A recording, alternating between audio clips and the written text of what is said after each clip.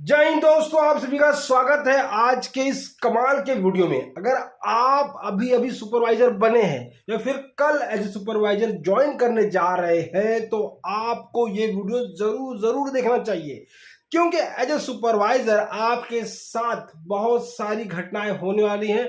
आपको बहुत सारे चैलेंजेस फेस करने पड़ सकते हैं। अगर ये मेरी आपने कमाल की 5 टिप्स अपने डे टू डे लाइफ में, अपने डे टू डे ड्यूटी में अप्लाई की तो आपकी सुपरवाइजर की जो शिप है ना, वो डेली ड्यूटी में देर तक, दूर तक तैरेगी और शाम को मस्त में साहिल पर आकर ठहर जाएगी और आप घर एकदम रिलैक्स फ्री होके जा पाओगे।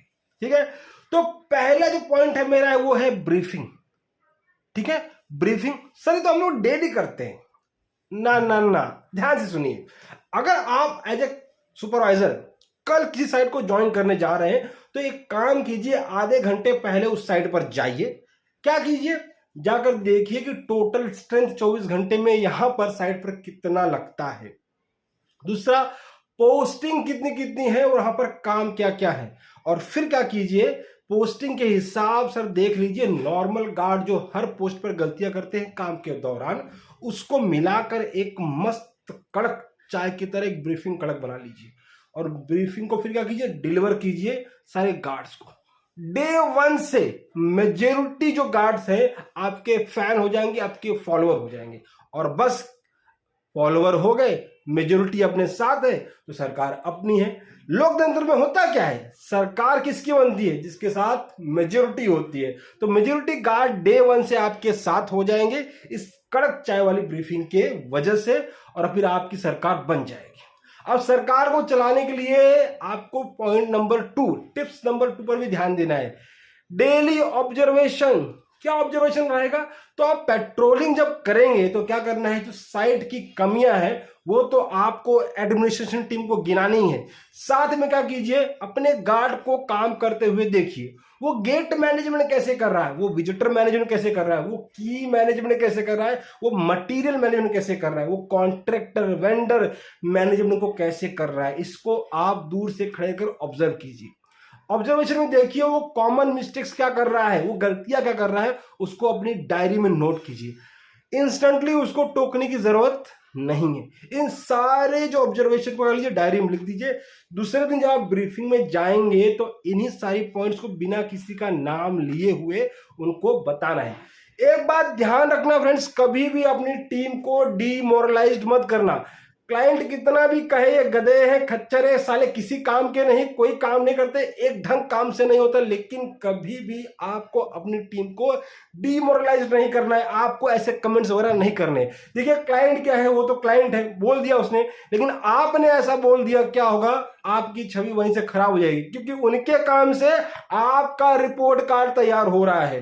वो फेल, वो नल, वो डल, तो आप भी फेल, आप भी नल, आप भी डल। समझ रहे मेरी बात। तो अपने आप को कौन गधा कहता है, कोई नहीं कहता भैया। इसलिए अभी अपनी टीम को ऐसे एड्रेस वगैरह कभी मत करना। ठीक है, जब भी आप इनको कुछ सिखाना चाहो, जैसे आपने प्रीवियस डे में क्या किया है, ऑब्जर्वेशन वगैरह किया हुआ है, उनको बताना है कि ये गलतियां हैं, तो आप उनको ऐसे बताइए कि आपका काम बहुत बेहतरीन है, इसीलिए तो साइट स्मूथ चल रही है, साइट में इतने कम प्रॉब्लम्स वगैरह आ रही हैं। अगर आप नहीं होते तो प्रॉब्लम्स बहुत ज्यादा बढ़ जाती। ठीक है, लेकिन मैंने कुछ अपडेट टेक्निक लेके आया है काम करने के लिए। आप जरा इसको सुनिए, उसको इंप्लीमेंट कीजिए अपने काम में, और आपको लगता है कोई सलाह वगैरह है तो मुझे प्लीज बताएं। ठीक है ना। तो अपना जो काम लोग जो मिस्टेक्स वगैरह कर रहे हैं, उस मिस्टेक्स में जो है करेक्शन आप उनको बता दीजिए। ठीक है ना।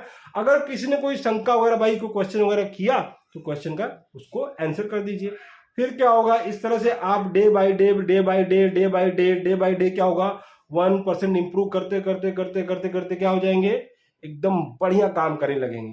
ठीक है ना। फिर ये जो टीम से आपका क्या है, कॉन्फिडेंट आप उनका गेन कर लोगे। एक बार टीम को कॉन्फिडेंट गेन कर लिया तो फिर काम करना बड़ा आसान हो जाता है उनके लिए। फिर ऐसा लगता है सुपरवाइजर का काम यार क्या है, कुछ भी नहीं।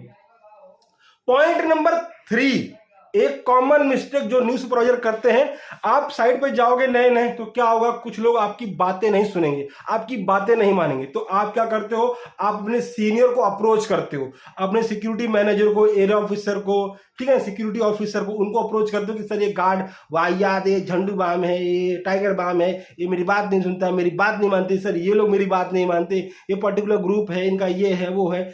ऐसा कभी नहीं करना है। कभी भी अपने जो जूनियर है, अपने टीम के मेंबर की, अपने सिक्योरिटी जो हेड है, जो इंचार्ज है, आपके ऊपर है, उनसे कभी भी इनकी कंप्लेन वगैरह नहीं करने। हो सके उतना आप मैनेज कीजिए, ठीक है। देखिए सभी लोग आपके साथ नहीं चलने वाले, एक चीज ध्यान रखिएगा, सभी लोग आपकी बातें भी नहीं मानेंगे। कैसा, मेजोरिटी लोग आपकी बातें मानेंगे, उनके साथ मिलकर आपको साइड चलाना है, और बाकी जो नालायक लोग हैं इनको मैनेज करते हुए आपको अपनी साइड चलानी है। लेकिन कंप्लेन वगैरह मत करना। कंप्लेन करने से होगा क्या फ्रेंड्स, तो इससे आपकी छवि खराब हो जाएगी। आपके सीनियर जो है ना, उनको लगेगा यार ये जो बंदा, इसे साइड मैनेज नहीं हो रही है, ये मैनेज नहीं कर पा रहा है। तो वन टाइम में तो कुछ नहीं बोलेंगे, लेकिन बार बार कैसे आपकी हैबिट डल हो जाएगी बार बार उनको बोलने की, तो वो आगे ब्रीफिंग में उनको डांटेंगे।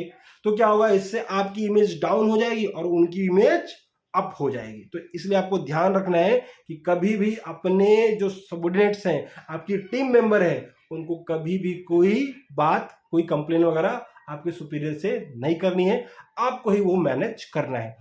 चौथा पॉइंट है वो है काइंड हार्टेड। जैसे आपके माता पिता, जैसे आपके गुरुजन होते हैं ना, आपको बड़ी से बड़ी गलती के लिए माफ कर देते हैं, वैसे ही आपको भी काइंड हार्टेड, बड़ा दिल वाला बनना पड़ेगा, ताकि आप अपने जो सबऑर्डिनेट्स हैं, आपके जूनियर हैं, उनकी गलतियों को माफ कर सके।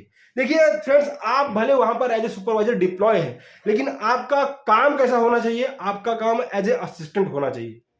जैसे एक असिस्टेंट होता है, एक पीए होता है, अपने बॉस का सारा जो मिस्टेक्स होता है उसको करेक्ट करता है, और बॉस फिर उस करेक्शन के साथ क्या करता है, प्रेजेंटेशन देता है, ठीक है ना।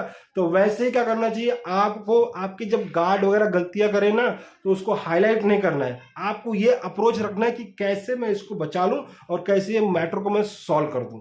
कुछ लोग होते हैं कि बस उनको बस प्रॉब्लम, छोटी सी बात, गार्ड ने गलती कर दी, बस मौका मिल गया, पूरा रामायण भागवत वगैरह सब अगस बगस सब सुनाने लगते हैं उनको। अरे भाई क्या जरूरत है, तू किस लिए है, गार्ड तो काम कर रहा है, काम करेगा तो गलतियां होंगी। एज ए सुपरवाइजर तेरा ये काम है कि तू उस गलती को मैनेज कर, इसीलिए कंपनी ने तेरे को रखा हुआ है, उनकी गलतियां गिनाने के लिए तेरे को नहीं रखा हुआ है। गार्ड तो काम कर रहा है, जो काम करता है उससे गलती होती ही है, ठीक है ना। तो आपको वहां पर रखा है उनको असिस्ट करने के लिए, उन गलतियों को, जो छोटी छोटी मिस्टेक्स हो जाती है उसको मैनेज करने के लिए, ना कि आप उनको 4 बार डेली बेसिस पे उनको सुनाए। कभी फ्रेंड्स ऐसी काम वगैरह मत रखिएगा, ऐसे कोई सोच वगैरह मत रखिएगा। आप सभी के साथ इक्वल ट्रीट कीजिए, ठीक है ना। कोई कभी कोई मिस्टेक्स वगैरह कर दे तो उसको कैसे सॉल्व करना है, इस बारे में, इस दिशा में सोच रखें, ठीक है। और उस मेरे गार्ड को कैसे मैं बचा लूं, उसकी कोई ड्यूटी स्टॉप नहीं हो, उस पर कोई एलिगेशन नहीं लगे, इसको आप सीखिए, इसको आप मैनेज किए। अगर आप ऐसा करेंगे तो क्या होगा, लोग आपसे जुड़ जाएंगे। जितना आपसे लोग जुड़ेंगे, आपकी रिस्पेक्ट करेंगे, उतना आपके लिए काम करना आसान होगा। अगर आप गार्ड की मिस्टेक्स दिखाएंगे, उसको डांटेंगे, तो धीरे धीरे क्या होता है, आप देखिए ना, आजकल के जो बच्चे हैं अपने माँ को उल्टा पुल्टा बोल देते हैं, तो आपको उल्टा पुल्टा बोल देंगे तो आपकी क्या रह जाएगी। इसलिए क्या कीजिए, उनको सपोर्ट कीजिए, एक बड़े दिल के साथ उनको अप्रोच कीजिए, गलती बहुत गलती को मैनेज कर दीजिए, ठीक, किसी को पता नहीं चले वैसा करिए, अनलेस उससे किसी को नुकसान नहीं होने वाला है, कंपनी कोई लॉस वगैरह नहीं है। अगर कोई लॉस वगैरह होने लगे तो एक सॉफ्ट तरीके से अच्छा समय देखकर उसको सीनियर के सामने प्रेजेंट कीजिए, ऐसा दिखाइए कि भाई इसकी गलती नहीं थी, गलती से हो गया, इसका इंटेंशन वगैरह नहीं था, सीनियर का मूड देख के, ताकि उस गार्ड की ड्यूटी बचे रहे, उसको बचाना ही आपका काम है फ्रेंड्स। 5वां पॉइंट है आपका कि कभी भी किसी गार्ड के साथ आपको उठना बैठना नहीं है। कभी अगर खाना वगैरह खाने जा रहे हैं तो किसी गार्ड के साथ वगैरह खाना कभी मत खाइएगा, किसी ग्रुप के साथ गार्ड खाना वगैरह मत खाइएगा, ठीक है ना। किसी मतलब अगर आपका लंच टाइम वगैरह चल रहा है, खाली टाइम है, तो किसी पर्टिकुलर गार्ड के साथ तो टाइम मत बिताइए, ठीक है ना। आप हमेशा अपने जो पोस्ट आपको बैठने को दी गई वहां पर बैठिए, गार्ड के साथ तो घुलिए मिलिए मत। अब इससे क्या होता है फ्रेंड्स, आप बोलेंगे सर आप तो ऐसा लग रहा है कि गार्ड से पार्शलिटी कर रहे हैं, गार्ड को छोटा समझ रहे हैं। ऐसी कोई बात नहीं है, मैं ऐसा कुछ नहीं समझ रहा। तो फ्रेंड्स क्या होता है कि अगर आप किसी पर्टिकुलर मतलब आप लीजिए बहुत ज्यादा मैन पावर है, आप किसी 8-10 लोग ग्रुप के साथ रहते हैं, तो क्या होगा, उनको लगेगा कि आप उनको फेवर कर रहे हैं, ठीक है ना। और प्लस होता है क्या है, आप बहुत किसी गार्ड से बातचीत वगैरह करते हैं ना, तो वो आपके कंधे पे हाथ रख देता है। एक बार कंधे पे हाथ रख दिया तो डर खत्म हो गया, और भय बिन प्रीत नहीं होती। समझ में आया। तो थोड़ा सा भय, ये भय मतलब बॉस वाला भय नहीं है, बल्कि हमारे ये सम्माननीय है, हमारे सुपरवाइजर है, तो इसलिए एक सम्मानजनक दूरी अपने सिक्योरिटी गार्ड से बनाए रखे। तो इससे क्या होगा, आपका सम्मान बरकरार रहेगा, आपसे थोड़ा जो डिसिप्लिन और डर है ना, उससे गार्ड डरेंगे भी, ठीक है। और फिर क्या होगा, आपके लिए काम कराना और करना आसान होगा। क्यों, आप यदि घुल मिल जाएंगे तो फिर आपके लिए काम कराना आसान नहीं होने वाला है। ये 5 टिप्स, ये 5 बातें आप अपने दिमाग में डाल लीजिए और आज से ही इसको इम्प्लीमेंट कीजिए, और देखिए फिर धीरे धीरे धीरे चीजें आपकी डे बाय डे बेहतर होती जाएंगी, और आप एक अच्छे और बेहतर सुपरवाइजर के तौर पर उभर कर आएंगे। वीडियो पसंद आई है तो लाइक जरूर करें, और चैनल पर नए हैं तो सब्सक्राइब करें, और जिसको जरूरत है उसको ये वीडियो जरूर शेयर करें, और अपने सिक्योरिटी गार्ड का कोई ग्रुप वगैरह है तो शेयर कर दो भाई, उसको भी ये बेनिफिट जरूर मिल जाएगा। मिलते हैं नेक्स्ट वीडियो में, तब तक के लिए जय हिंद।